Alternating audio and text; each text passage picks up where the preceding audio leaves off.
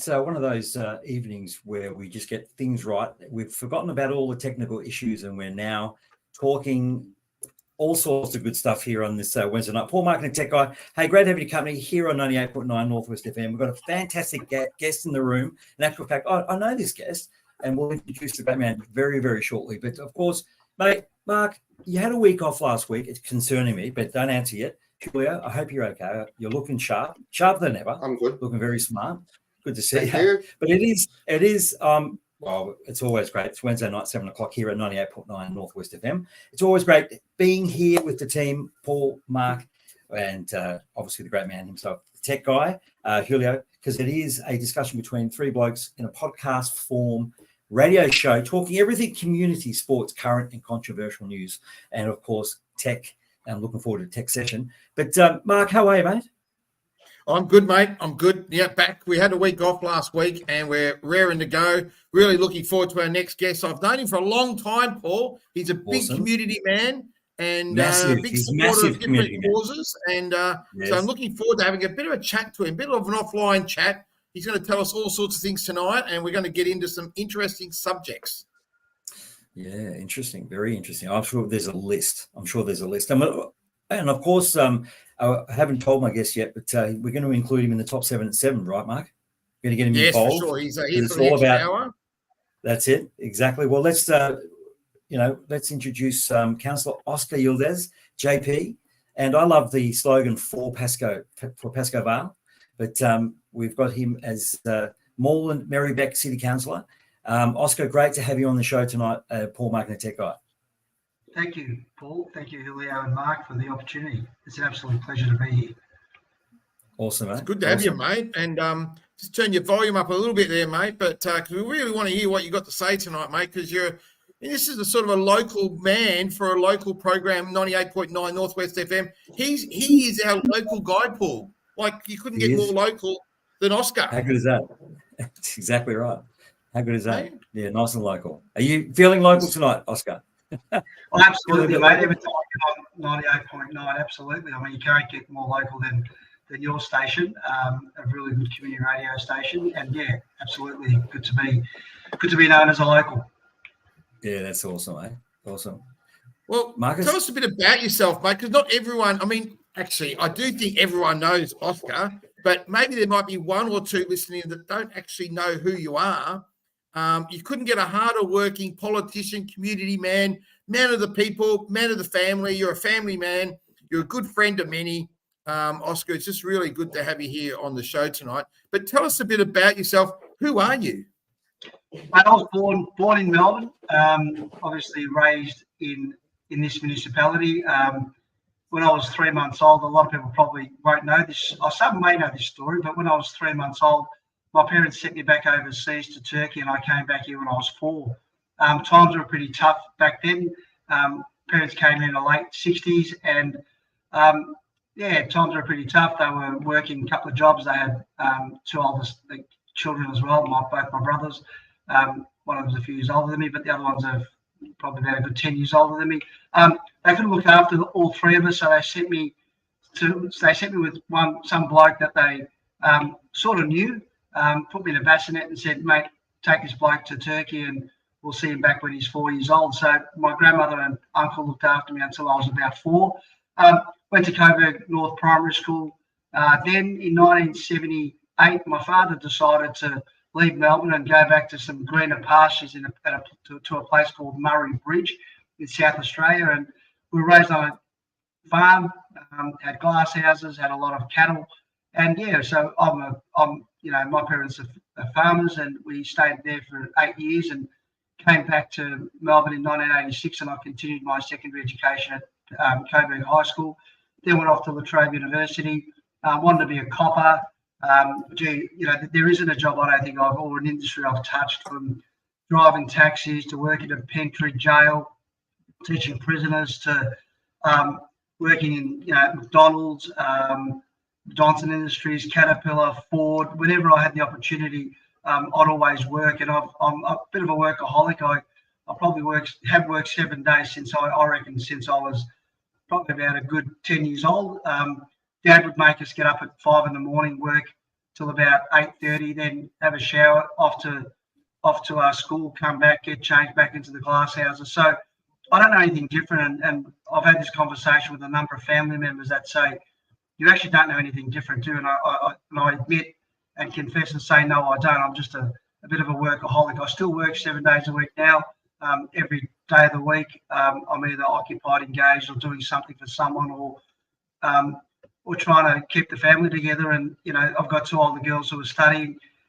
It's not easy, but I don't know anything different, Mark. This is just me, and got into politics about a good 20 years ago, and one of my really close mates said, mate, why don't you run for local council? And I thought, no.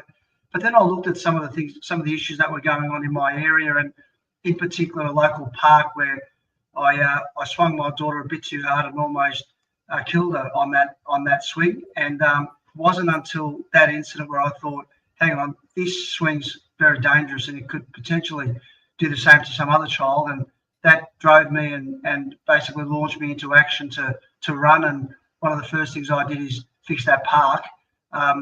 But yeah, I'm just a local person. I'm accessible. Everyone knows where I live. People knock on my door all hours of the day asking for things. And I don't mind doing that. I love it. I actually love making someone else happy. And that's genuinely what my values are all about. And my parents and brothers and my family, we've always been in industries where we're doing something for someone. And that's what we're all about. So Dad's always said, mate, you've got to give back to the community. You got to give back. One day it'll come back, whether it's karma or whether it's God.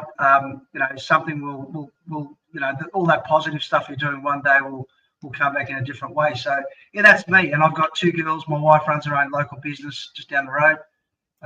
Been mayor a couple of times, been deputy mayor, and been on the council for 16 years. Love this municipality, and I'd do anything for it.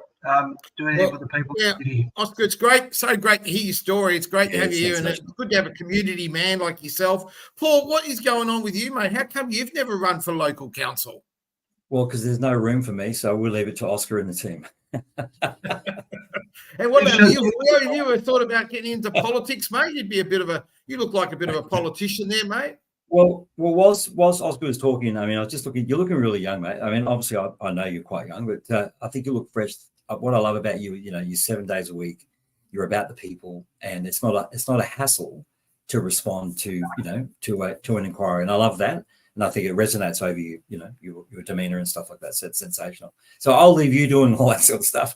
And Mark's got me busy doing some other things. But look, if you want to have a chat, we can talk about it down the track. But Paul's on my ticket, Oscar. He's with our social engine party, we call it. It's a social enterprise. And mate, you've done a lot of community work as well. You've supported organisations. I know you've supported Big Brothers, Big Sisters, which is a great organisation. Yeah, but awesome. You've also worked in charities. What's your view about? I mean, charities are hard work, aren't they, Oscar?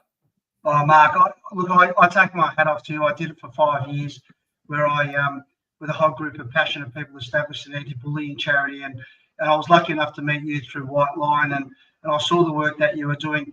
It's bloody hard work. I don't care what anyone says, but if you said to me, what's one of the toughest jobs you've ever done? Politics can be quite challenging, and it can certainly, there are days when it brings you down. There are days when people are deliberately trying to destroy you, whether it's through, social media, or whether it's through just hearsay and rumours, and that sort of stuff really, really does upset me, because I'm a bit of a straight shooter. In fact, I am a straight shooter. I'll say it how it is. Some people don't like that, but I've got nothing to hide. I don't have to do any speeches. I just say it how it is. I don't have to lie.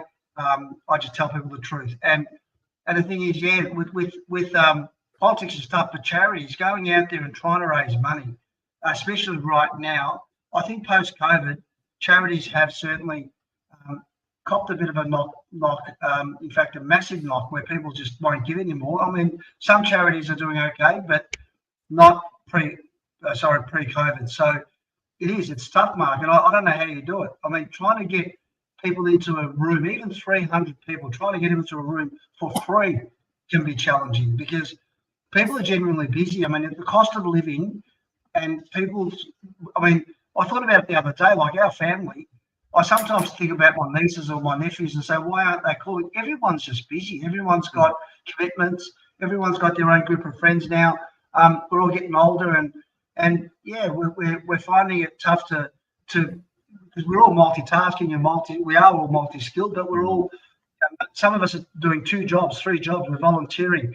But mate, I attended the last Big Brothers Big Sisters event, and that was a fantastic event. You do it year in, year out, and you've got some incredible staff. But yeah, it's challenging, Mark. Right now, people are trying to feed the family and put food on the table. What's some of your personal secrets, Oscar? Because you're one of the best networkers. You've got a lot of friends. You've got a lot of connections. How do you do it? How do you keep up? Because you can fill a room next weekend. If you want to dinner next weekend, you just fill it like that. You've got a lot of good connections. How do you sort of keep connected to people and attune and sort of spread yourself pretty thin, really, across all the connections you've got, all the activities you've got? What's some of your personal secrets about how you do it? Look, for example, with that event, I held an event a couple of weeks ago, and I wasn't going to host an event, but a mate of mine rang me and said, "Aren't you going to launch your campaign?" And I said, "Yeah, look, you know what? I might invite 50 people, and we'll do something low key at a local restaurant." That 50 became 100, and then I rang back another mate of mine. I said, "Mate, have you got the venue available? I've got about 100 people." That became 120. Then it became 150. Then it became 250, right. 320. And I'm like, I rang him back. I said, "Mate, we're in trouble. I can't believe I've sold so many tables. I've oversold this venue that you only had 120 people maximum in. What are we going to do?" And he said, "Mate, I can give you the ballroom." Mark, I tend not to send group messages or group emails. So it'll be the one-on-one. I'll text someone first, then I'll follow up with an email, then I'll follow up with a phone call. It is exhausting, but look, I've got about 14,770 contacts in my phone. So I mean, this event within 6 weeks, I think I was pretty proud to have pulled that off, because I didn't think it was going to be as good as it really was. The venue wasn't the best, but it I think people were happy with the food and the entertainment. How do you manage your time? Is this something you get up at 4 a.m. while the rest of us are sleeping? I mean, how are you doing it, or how do you manage your life? Because just in case Julio wants to become a politician, what's your advice to him on how he can get 1,000 dedicated followers that you've got? Julio, it's hard work. It really is. I mean, you've got to establish, obviously, a relationship with a lot of people, and it does take a few years' experience. I mean, if you're a new candidate trying to run for elections, it's pretty tough. And if you're an incumbent, someone who's already there, it's pretty easy. But the single member wards of every council now is making it really hard. So I would normally run in the Northwest Ward, which would take in suburbs like Gowran, Bray and Oak Park and Glenroy. But I can only run in this ward, which is where I live, which is in the ward of Pascoe Vale South. It's harder for a new candidate, especially if you've got people that belong to a political party, because they've got the party machine that's supporting them in the process. But look, just to give you an idea, yesterday I finished teaching at 3:30. Had to do a few things around the school. I left school at 4:30.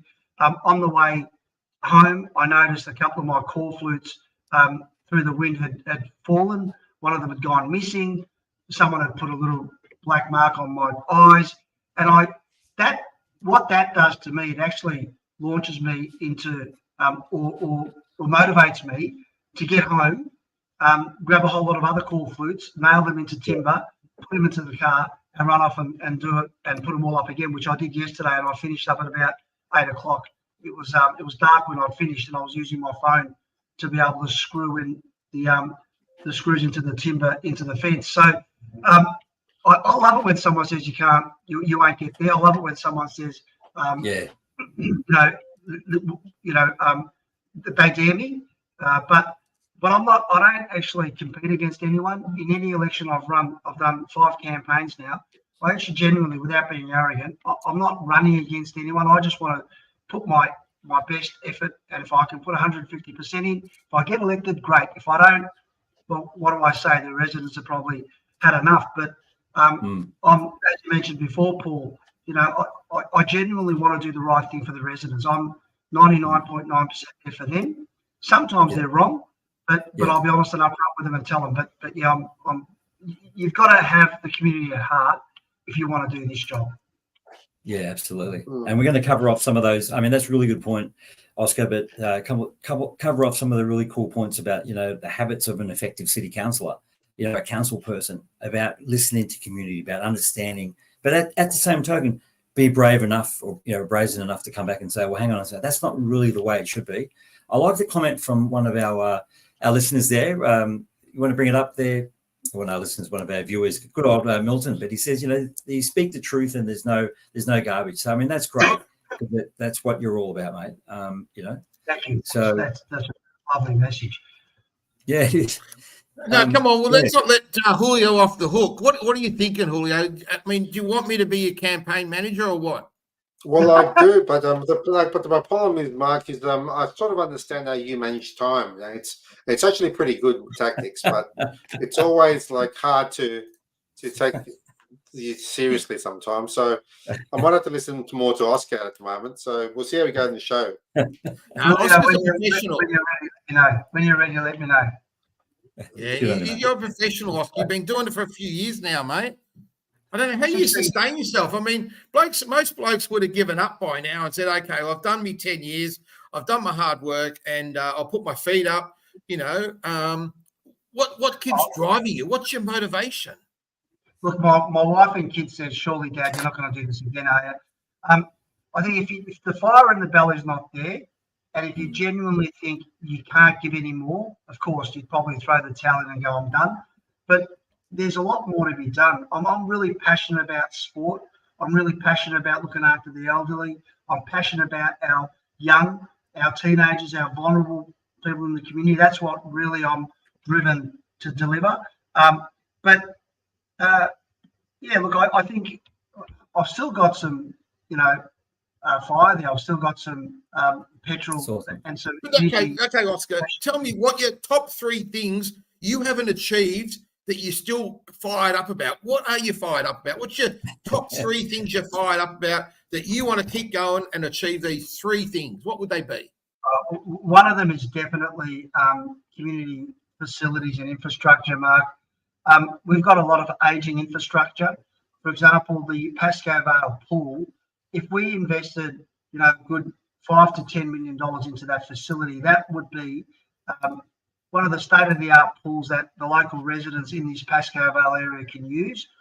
Sporting grounds, I'm not talking about this area. I'm talking about from Brunswick right through to Glenroy to Oak Park. It's impacting many people. Yeah. Yeah, I think sporting fields, the condition of our sporting fields and the lighting. A lot of these sporting fields have still got lighting from the 60s and 70s, and that's just not good enough.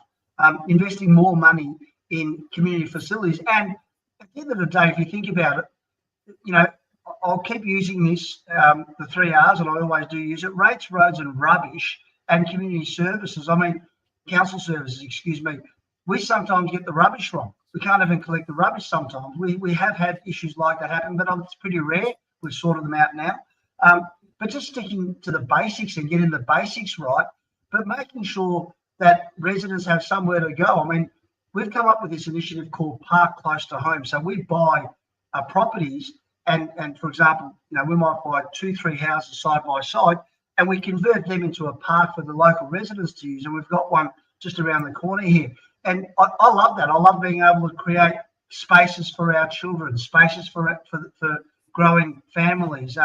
We've got a very, very young, up-and-coming baby boom thing happening around this area. So we do have a lot of baby boomers, and we want these families to be able to feel comfortable enough to walk to and feel safe enough to walk to a local park, spend a few hours there, meet some new people, have a barbecue, and love the summertime when I see that. I love seeing driving past the park and seeing people congregating and then engaging and having a good time and seeing smiling on their faces.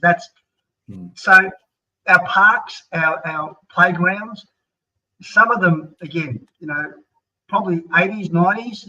I genuinely want to go park by park and fix, replace them, put some gym equipment in there, you go into some of the countries overseas, Greece, Italy, Turkey, their parks are 10 times better than ours. 10 times. Is that right? Wow. Yeah. What about So services, Oscar, Oscar? what's the hold up though? Like, why not? Why aren't councils doing this? What's stopping them from investing in that infrastructure and getting young people out? Sorry, Mark, getting young people out. Like, we had a pretty cold winter, right? As soon as we had the first sort of couple of days of heat, everyone was out walking. Obviously people want to gravitate into that environment. What's stopping local? You know what, Paul? I think every council's priorities are quite different. Virtue signalling, grandstanding, pushing your own political agendas, focusing on issues that we really genuinely can't have any influence over, whether it's state issues or federal issues. Some of our councils are focusing on issues that really I know we can't influence. If we could influence those decisions, I'd be supporting them 150%. But I'm a realist. Been there long enough to know that we can't change the world, but we can change our own communities. And I don't think, look, some of the councils, their priorities are very similar to mine, but I really am a strong advocate for sport, love it.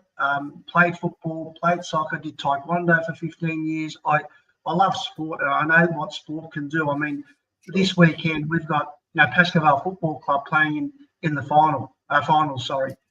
In fact, a number of our local clubs are playing in the EDFL finals at the moment. So how proud am I of that? And there's a whole range of other sports, from our netball, basketball. Our basketball stadium in Coburg needs $20 million.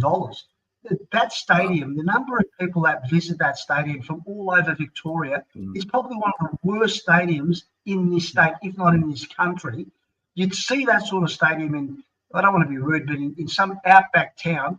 We've got 197,000 people in this community, 15 suburbs, and what we can't invest in demolishing that basketball stadium and building a state-of-the-art. We need to do that, Paul. I mean, it sounds like, Oscar, you're going to have to lift Paul's rates. I don't think he's paying the right level of rates at the moment. Hang on a second.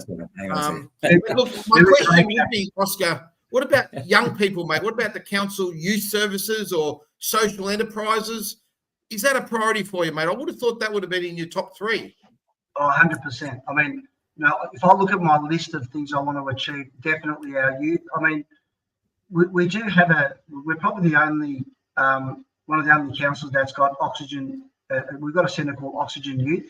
It's down in Gaffney Street in Coburg near Coburg Lake, just up the road from the corner of Sydney Road and Gaffney Street. And it's working really well. I mean, we probably need more programs to run from that venue. I don't think we have enough, but look, our staff do reach out to a lot of our youth, in particular from secondary schools right through, even some primary schools we're going out and delivering programs to.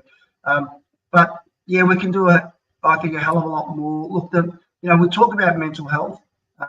It has impacted a lot of youngsters, and Paul and I did run into each other a number of times when I was teaching at Panola down in Glenroy, and during COVID, I had some year 7 and year 8 kids that even today are still suffering the impact of some of those lockdowns and some of those conditions on their lives. And absolutely, Mark, there's so much more we can do. We invested just over $4.3 million over the last 4 years in our youth program. So, and do I look forward to investing in about the same, if not more? Absolutely. I certainly wouldn't knock that one back. What about social enterprises, Oscar? You heard of them? Yeah. They're very, very effective if they're run properly, if they're run right. I think they can be a very good initiative. But again, our economic development department does do a fair bit of work in and around social enterprise, and I think they probably need to reach out to more organisations. But sometimes we don't even know who they are, Mark. We need them to come to us. Yeah, that's well, we know. I've heard of one good one called Social Engine. Paul, you've heard of them too, haven't you, mate? Yeah, I have, mate. Believe it or not. Yeah. I have indeed. Well, look, I was in the Coles the other night and ran into a local member, and we had a bit of a chat, and it was just great that the feedback was, go out there and try and, get some grants, get some support. And I think, when you look at social enterprise charity, that's the sort of support we need, I think, from our local members, is help guide these small businesses, like these little charities, little operators, and give them that sort of resource background where they can apply for grants and that sort of thing, and get some money to help to doing great things and changing lives. But obviously I'm sure that's on your radar as well there, Oscar. But just for our listeners right now, before you answer there, mate, 98.9 Northwest FM, we're chatting with Oscar Yildiz, local member, passionate for people and for his local community. Also, it is Paul, Marketing Tech Guy. If you've just joined us, thank you for joining us tonight here on 98.9. Don't go anywhere, because we've got the top 7, around 7 coming up shortly. And also, I know Mark's had a major week, and his rant is bigger than his last rant, because he's probably going to move the stream faster, I think, or maybe even block the stream if you're watching it on Facebook. And also, we're looking forward to the tech man, Julio, taking us through. I think you got a pretty good technical lineup. I want to encourage, it's pretty good little session there. Yep. I want to encourage also to get behind our Facebook page at Paul Marketing Tech Guy, because we'd love you guys to follow us wherever you are, and get behind us, because we want to start streaming on our page there, Oscar. So if you're not a follower, follow us at Paul Marketing Tech Guy. I think I do anyway. Well, you got a few Oscars, mate, supporting us. Our numbers will go up incredibly. He's got 1,000 dedicated supporters behind him. Milton's one of those. He did the Larapinda, Oscar. He wants you to support him on the Larapinda, but he actually got to the top, believe it or not, Oscar. And but I was in front of him, and we both got to the top of the Larapinda. Julio didn't think we were going to do it, but we did it.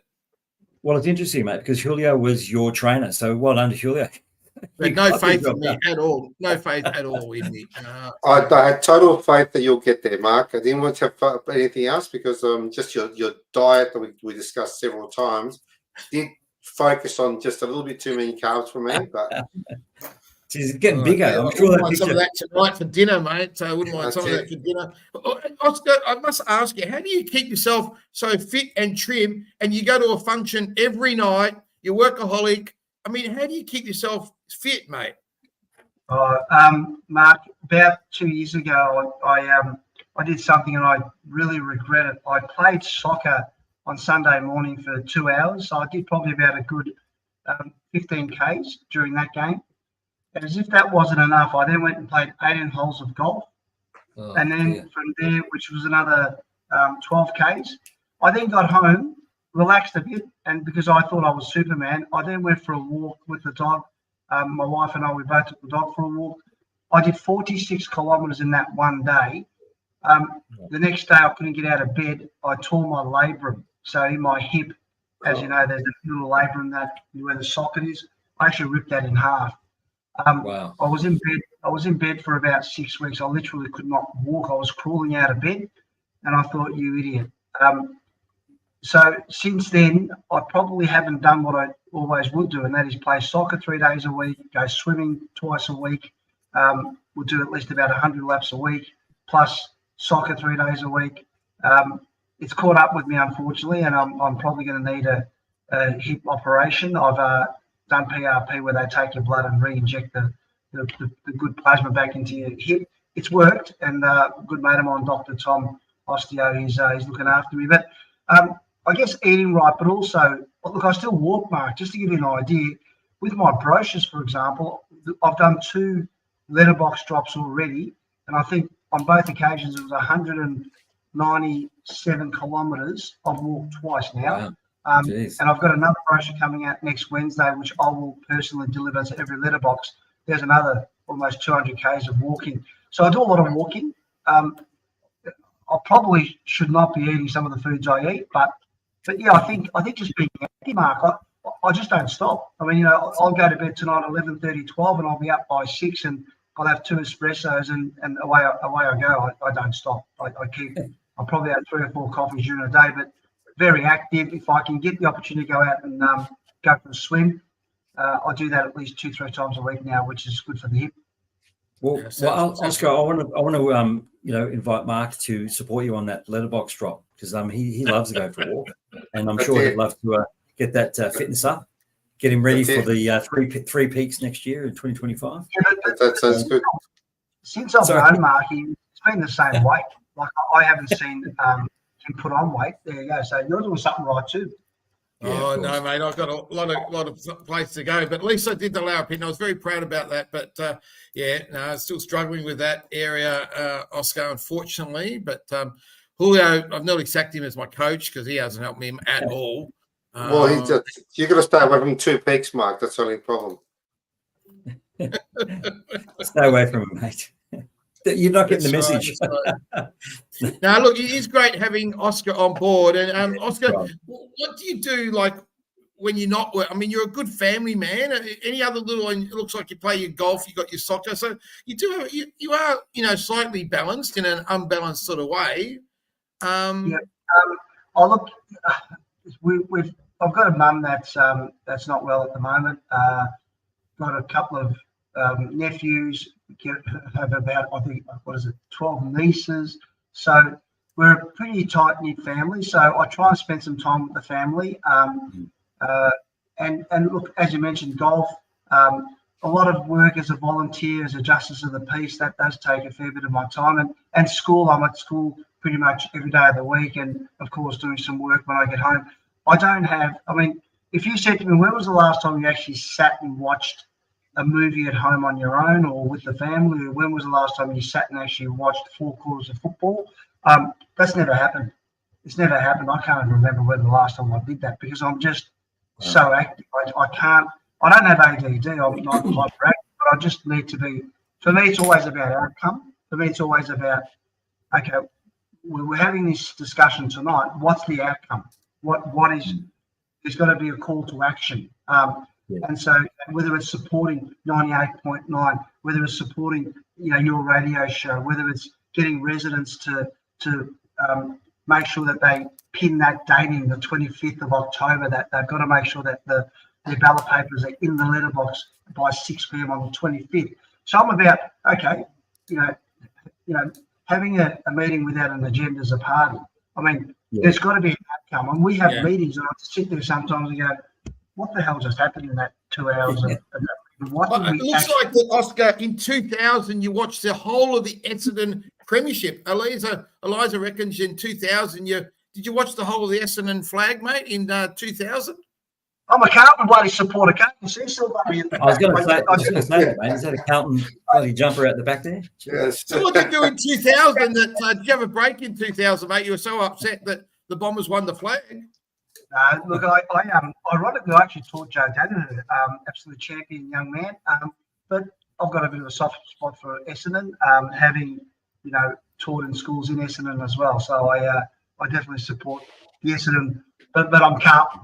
I'm one-eyed. He's a Carlton man. Yeah. I'm one-eyed. And the 1995 flag, Mark, I was actually at the G watching that one, and ended up back at Carlton for 4 days, working as the assistant ground manager and working for Martin Shannon and making sure the ground was good. Nick, so I was there for 4 days after that, where Jack was around, and when Colin Collins was around, and there were so many others, Cole Kinnear, and there's so many other names I know that because I worked at Carlton for a number of years. So we definitely 95 for it.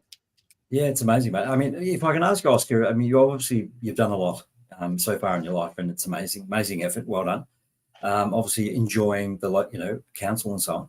Is there a job that you would have loved to have done, or is this the job? Like, is there something that you would have loved to have done that would have really been the apple of your eye? Tickle pink. Is there something there in the background, or in the back of the heart, that you would have liked to have achieved, or you think you've done it? So something that a very good friend of mine, Dean Hurlston, who runs Council Watch Victoria, and I have embarked on is Council Watch Australia, and that's basically keeping councils honest, keeping them on their toes, and exposing any council that's not there working and fighting for the residents. I'll look at Paul. I look at us councillors as a board, and having been on a number of boards, but also having done the course, I'm a graduate of the Australian Institute of Company Directors. But I believe we're a board. We're responsible for the ratepayers. We're probably, our revenue is about 130 million in rates. Residents want a return for that. So for me, we're a board. We need to be servicing the community, and when we're not doing that, where's the microscope? Like who's or telescope? Who's looking? Yeah, who's looking at it? Yeah, who's keeping it? Yeah, who's keeping us honest? I mean, okay, there are residents that will note down everything we say and everything we do, and then they'll go off and make a complaint. And some people genuinely have nothing better to do because they're petty complaints. But I'm talking about councils where they're making it really difficult for the residents. They've become so arrogant they've forgotten why they're there, and councillors who have forgotten why they're there. They're there to represent the community. I'm here thanks to the community, and if it wasn't for my community, if it wasn't for those voters, I wouldn't be sitting here. So what do I owe? I owe everything to them, and I'm going to keep fighting for them. When I stop doing that, Council Watch exposes me. Knock yourself out. But the process right now, I don't want to go into detail, but the process of residents raising complaints with other councillors for silly, stupid things and wasting money. Some residents making complaints to the inspectorate, which wouldn't even pass the pub test, and wasting the inspectorate's time and the ombudsman's time, and like the amount of waste that forget about just like council, state government, federal government. We could build another Australia. I'm being honest with you. If we didn't waste all this money, we could build another Australia. So this Council Watch Australia initiative that Dean and I've come up with, and I'm really passionate about this. This is council by council, and there's close to, probably a good 600 councils in Australia, Paul. So keeping 600 councils honest and on their toes is a tough job. But very tough, absolutely. But Dean and I mean, we've got no funding. We don't have $1 in the bank account because we haven't established a bank account yet. But we're going to need support. And again, getting DGR status and going through all that process. Mark knows all about that. I've done that once before. It's a lot of work. And again, we're going to try and reach out to the community to support us with that. So, look, what I did with the anti-bullying charity, I thought was the guy could hold my head up pretty high and say, that was my life. That was 7 days a week, 365 days a year. I just did not stop. Unfortunately, I had to give that up. But I still feel there's some unfinished business in the charity game for me, and definitely this new initiative. And look, I am supporting a number of charities, and Big Brothers Big Sisters is probably one that's right up there, close to my heart, and that is the only charity right now that I support. But thanks, Oscar. We do donate money to other causes as well, of course. But that's awesome, mate. Absolutely. No, well done. Well, that's awesome because we're going to come back shortly after the break. Top 7 habits of an effective city councillor. So the council man himself, Oscar's going to help me answer these points. We'll put them together. I think we'll have a little bit of fun with that. Also, don't go anywhere because Mark's rant's getting bigger, as I mentioned earlier. And I can see Julio's absolutely jumping out of his boots, ready to go technical on us. So as we get close to the show, jump on Facebook. Let us know what you think. It's great having the local member, Oscar Yildiz, here with us this evening. Awesome, mate. You speak beautifully, and really, thank you for hearing. Don't go anywhere because there's lots more coming up, and I think we're doing Talking Footy. Is that correct? I think Talking Footy there, Mark. On the stream and music here on 98.9 Northwest FM. Well, Julio, this is our big footy preview for the finals. We've got Oscar here. He knows a bit about the footy. And, So let's have a look at where we're up to at the moment with this lad. I can't believe the Blues. Look at how they got into 8th spot and they lost the last game. Oscar, you must have been pretty nervous about that last game. Are we live on air? Yeah. We are live on air, yes. I'm just having my dinner. Okay. Mark, I'm pretty happy with the way that we ended up 8th. My nephew actually works for Freo, and I didn't message him because not yet. I don't think he'd be very happy, but Fremantle losing definitely helped us. It was disappointing that last game, but we've had a lot of injuries, and not having Mackay and Curnow and the likes of Doherty in the team certainly have made it quite hard to be able to win some You must games. admit, you actually did well to get in the 8. After losing all those players, I thought the West Coast was going to beat you. You beat them. That was a great win, winning against the West Coast. I mean, they didn't turn up. They forgot to come, but still, you still beat them, and you only had half a team. So I thought that was quite a good effort. And you nearly beat St Kilda as well. So I think you are a danger team, actually. I think that you're eighth, but you're not really eighth. So I think Brisbane's going to have to be careful. Are you sort of confident against Brisbane or what? Oh, look, we have beaten them in Brisbane before, but during the finals too. It's going to be tough.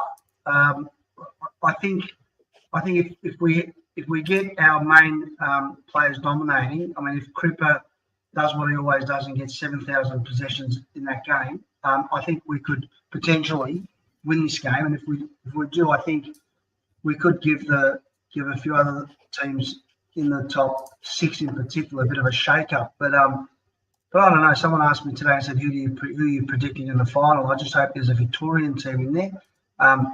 But I think it might be an interstate final this year. Well, Julio, let's go through them, mate, the games. We've got Sydney versus GWS. Who are you going for that, Julio?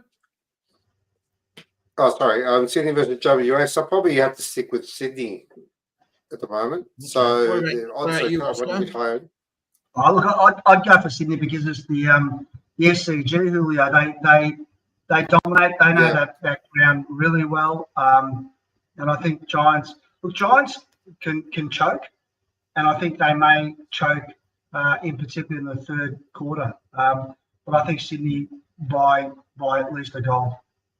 I'm actually going to go for GWS. I think Sydney will come back again, but I don't know. I just got the feeling they might win that one. What about the Lions versus Carlton? I suppose you're going for Carlton, Oscar. What are you going for, Julio? I'm going against the odds with that one as well. But even with the odds on all the things I've looked up so far, is they are looking as the second draw, but they have got guts, and I think I've got a funny feeling they might go a bit further than we expect this year. Okay, well, I do think Carlton could win it, but I'll go for the Lions. What about the other games? We've got the one on Thursday night. It's tomorrow night. Port Adelaide versus the Cats. Who are you going for there, Julio? I like to go at the moment for Port Adelaide, even though a friend of us wants me to go for the Cats. I'm pretty much certain they're not going to be sticking around. What about you, Oscar? I'm going to go for Port as well. I mean, Geelong, Adelaide Oval, Port Adelaide have now, I think they're in the top 10 in terms of memberships, and they have a very, very good following. In fact, I think they've superseded Adelaide. I think Port. Yeah. Okay. Well, we've only got a few seconds. So what about the last game, Bulldogs versus Hawks? Probably two of the best sides, I reckon, the most exciting ones. Who for you there, Oscar? Hawks. Yeah, what about you, Julio? Same Hawks. Hawks. I'm Hawks too. Now, you've got some stuff on the ladder. Who's going to win the grand final, Julio? Have you got some odds there? Yeah, well, it's looking pretty much that Port Adelaide's going to take it this year for the futures. So we're looking like it's going to be either Port Adelaide or a Sydney win, but not sure how that's all stand. GWS is pretty strong this year to me. Who are you going for the grand final, Oscar? I actually predicted it'll be a Port and Sydney grand final. But Hawthorn, I'll tell you what, the Hawks, they were bottom of the ladder for about a good 5 weeks, and I thought they're gone, finished. Look where they are now. Look, they could do an upset, but I think Port and Sydney, that's what I'm expecting this year for the final. Julio, who do you think's going to win? I'm going pretty much. I'm sticking with. To me, it looks like a GWS, to be quite honest. GWS. I thought you were getting Sydney was going to beat GWS. Yeah, but just it looks last couple of games look pretty strong. So they're starting to get a good defense line happening. Be amazing if Hawthorn won, wouldn't it? I'll tell you what. It'd be good if it was a Port and Hawthorn final, but I look, Port Adelaide, they're hot, but I still think Sydney will win the grand final this year. That's what that means your game, Brisbane and Carlton, doesn't look like it's got much significance there, mate, with Brisbane 6.2 and Carlton 1.2. Looks like no one really thinks they're going to matter who wins that game anyway. No, I don't think Carlton or Brisbane will make it this year, not the final. But at least what we can say is, at least we gave it a get crack and we ended up in the top 8. Yeah, at least you got in there, mate. And there's one team not playing that should be there, of course, and that's the mighty Bombers. We bombed out badly in the second half. Broke our hearts again, Oscar. I went to the Freo Essendon game, Mark, and And I'll tell you what, Essendon were done and dusted by half time. I thought they're in trouble here. They're going to lose by at least 4 goals. We had passes to go into the Freo rooms, and I was looking forward to that. But bloody hell, Essendon in that last quarter just ran away with it. And I thought, this club, this team, they're a pretty good team when they're playing as a team and together. But unfortunately, they. Good on you, Oscar. See, Paul, Oscar's a bomber.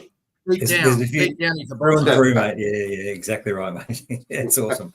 That's awesome, mate. Hey, look like there's a lot of great things happening there on Talking Footy. You can catch Talking Footy back next Wednesday from around about 7:30ish. But we're running a little bit over the time. But let's go straight into top 7 at 7 here on 98.9 Northwest FM. Paul Martin, take on.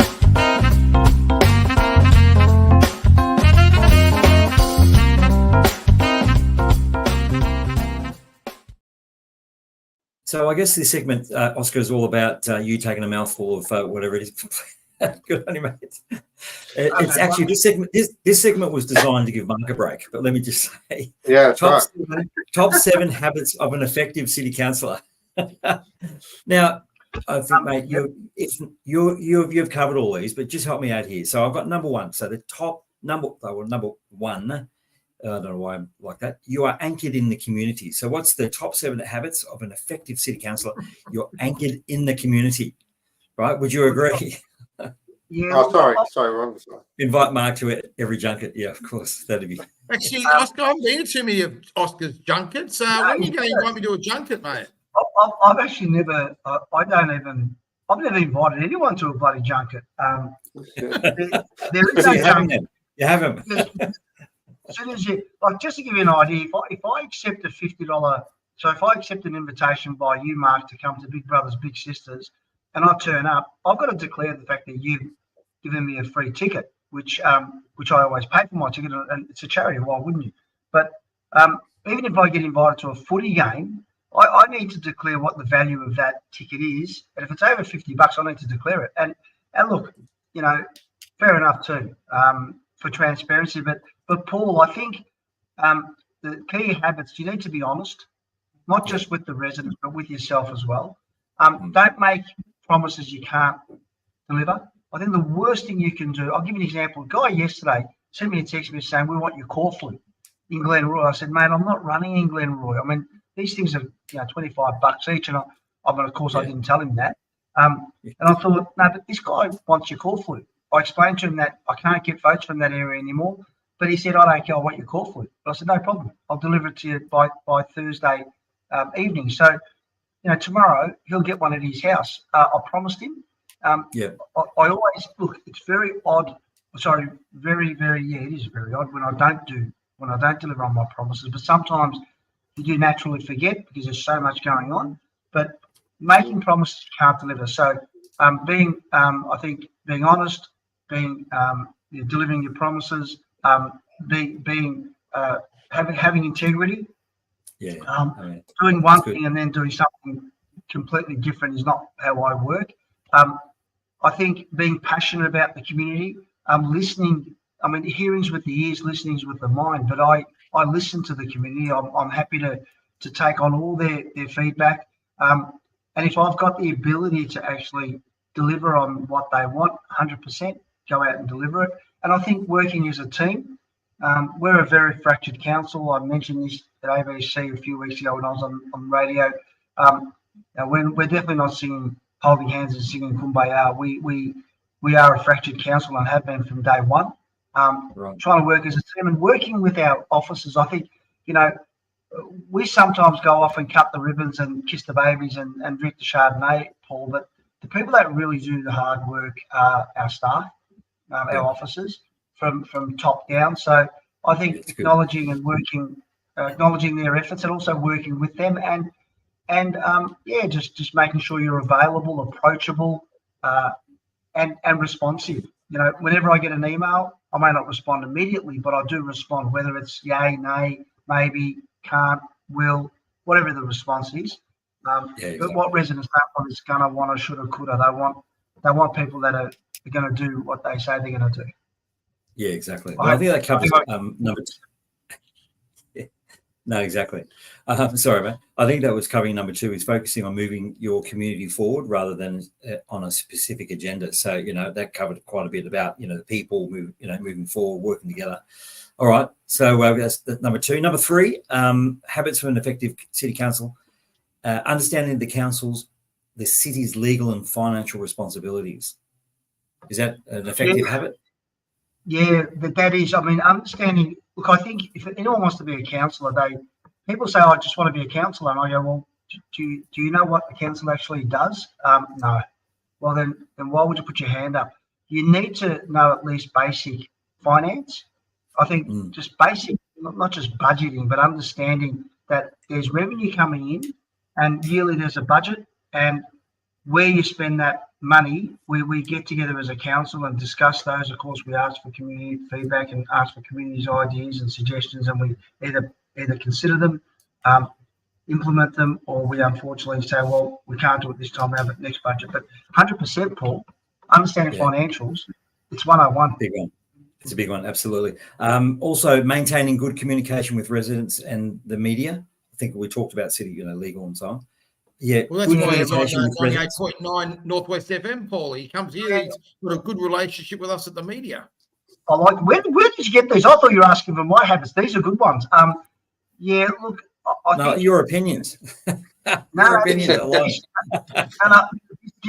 What you said is good. Look, with the media, for example, I get phone calls from, the likes of 3AW or ABC, and I just say, "Yep, no problem, happy to talk." I don't get the opportunity to ring up the officers often to say, "What are we doing about this one?" I just say it off the cuff. And again, don't have any notes in front of me. I don't have any notes here at all. So it's just off the cuff, and I'll say, "Look, the last time 3AW rang me was 2 weeks ago about scooters and what I thought about e-scooters, and I didn't really provide too much technical information. It was just my opinion.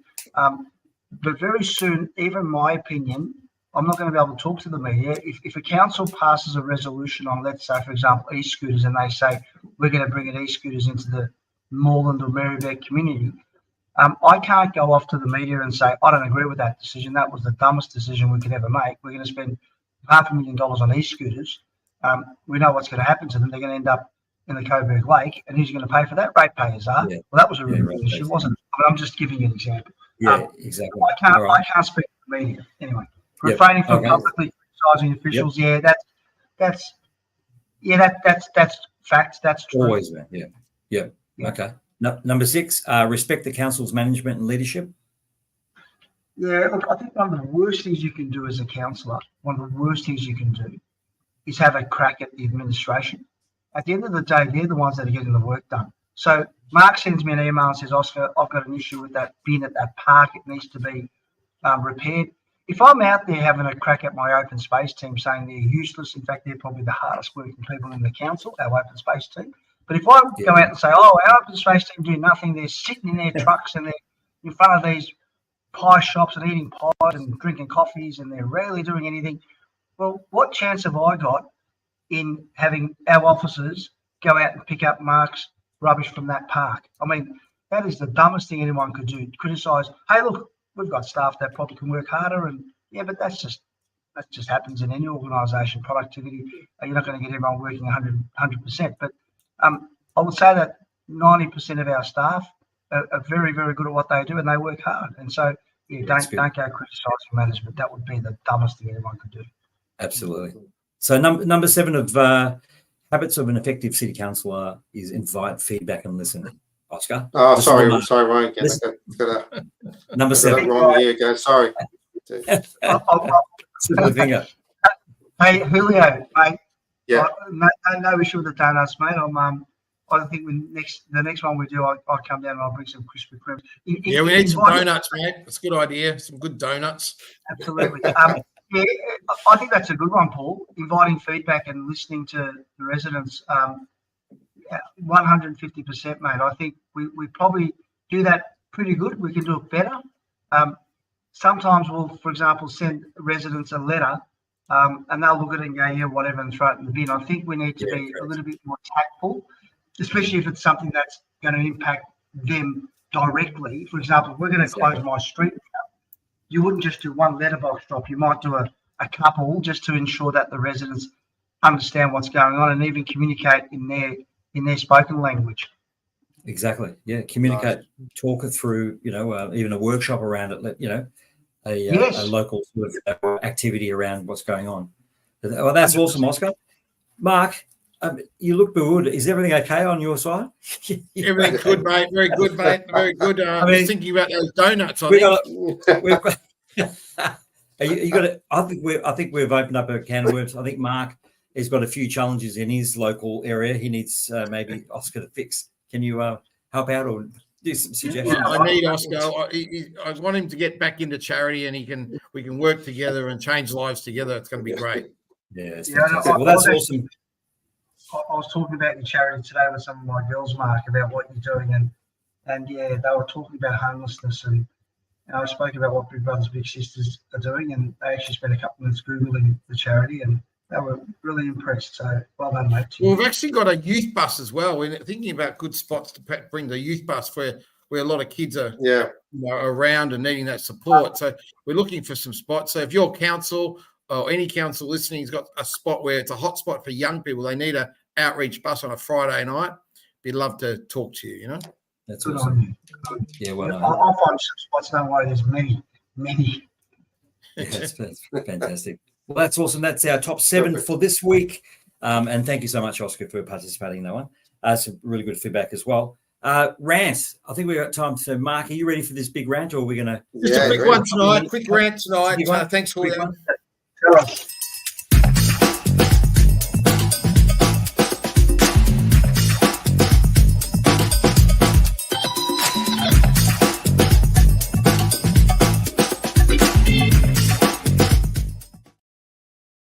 Well, just a quick rant tonight, guys. Teams are meant to be friendly. Teams are meant to be helpful. Teams are a team environment. I'm a team man, but I tell you what's not a team, man. Microsoft Teams. He's got nothing about team about it. My Microsoft Teams won't work. I can't get it started. I've uninstalled it. I've reinstalled it. I've uninstalled it, reinstalled it, and it won't do the team thing. It won't play ball. It doesn't want to work with me. It just wants to be there by itself. Leave me totally alone. I can't get the team working. Julio, I'm lost. So all this tech stuff, you can keep it. I don't like Teams. I don't like Teams anymore. Have you called Teams? Have you given them a call? Microsoft Teams, right? Microsoft Teams. I think maybe we get some feedback from Oscar shortly, but you can't even call the people and say, hey, listen, there's an issue. You know what I mean? Like, team name, up on the chat, team, chat or email or whatever. What do you think, Oscar? What would you do? I have to agree with Mark. Like when there's a technical problem on a computer with trying to uninstall something, install it, does my head in. I mean, I'm just lucky I've got my next door neighbour here who understands. Like we've got the NBN just recently, fibre to the premises, just trying to get this laptop to speak to the modem. It was just such a hassle. Like, and the passwords too for Mark and Julio. Remembering your password, then going back and getting the email. Anyway, we live in a technological world. Pull your hair out, man. That's it. Well, that's why I read Julio. That's it. Well, no, man. If you've got a solution for Mark, jump on to our Facebook page at Paul Mark and the Tech Guy and let us know. Let Mark know, actually, or we can DM him direct. There, I'm sure we should look forward to your feedback because there is a comment there. I think have we covered that comment there, Julio? Someone has. I didn't want to go on a junket. I haven't been to a junket for a while. Okay, is that the junket one? I can fit junkets into my life. So if you want to take me on a junket, Julio, I'll come with you, mate. Okay, we'll go from there. I'm loving the fact that Milton's a serial weekly listener, and viewer. Thank you so much, mate, for joining us. And for everyone else who's participated on the show this evening. Coming up now, thanks for the Mark's rant. Coming up now is Talking Tech with Julio. Yeah.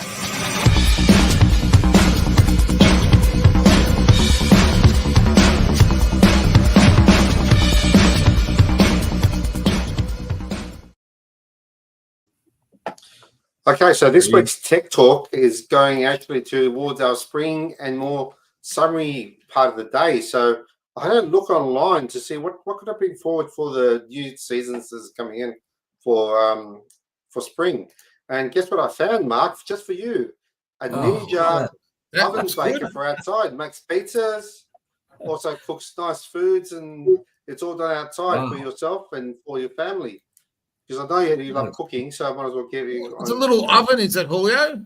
It's a little oven that basically acts like a wood-fired pizza, and you can put charcoal inside it, and it heats up and cooks pretty much apparently really good pizzas. Well, looking looks forward to the invite, mate. We'll come over there and That's check it. out those pizzas. The also thing I also found for you is a griller for inside, just to have some nice steaks and some fresh meals for yourself. Beautiful. You Look know, at that. so it does the whole thing at once. Oh, it And does you all can just that, leave all it on those top of things your there, mate. table. So Yeah, it does grill, air crisp, bake. So it's like an air fryer, but it's a griller. That looks like a Correct, good yeah. Christmas present for me, Julio. that's it. Wow. So I'm thinking of Looks going pretty that good. direction for you. Hmm. Yeah. Wow. So I there know you it says, go. What do you reckon, Oscar? That'd be all right, wouldn't it? Well, that'd be fantastic. Let's do it, boys. Let's all chip in and buy that for Mark. Get Marcus That's right. a air fryer. That's Do you have an right. air fryer, Mark?